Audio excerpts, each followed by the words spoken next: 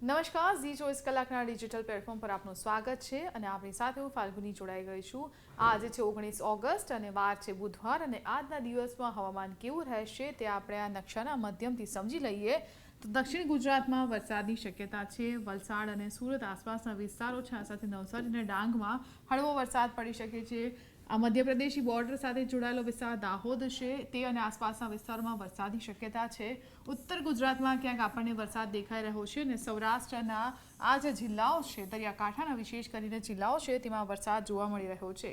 છેલ્લા 3 થી 4 દિવસથી ગુજરાતમાં આવી જે સિસ્ટમ જોવા મળી રહી છે, હળવો વરસાદ ક્યાંક ક્યાંક પડી રહ્યો છે, ક્યાંય ભારેથી અતિ ભારે વરસાદ નથી પડી રહ્યો અને આગામી લગભગ 3 થી 4 દિવસ સુધી આવી જે વાતાવરણ રહેવાની શક્યતા રહેલી છે।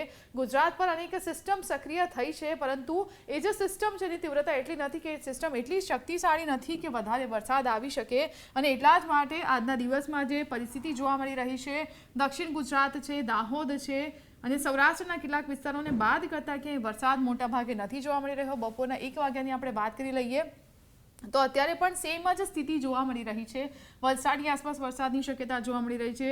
આજે દરિયાકાંઠાનો જે આખો પટ્ટો છે ત્યાં પણ વરસાદની શક્યતા જોવા મળી રહી છે। દિવસમાં થોડું આપણે આગળ વધી લઈએ, બપોરના 2 વાગ્યે પણ આ જ સ્થિતિ છે।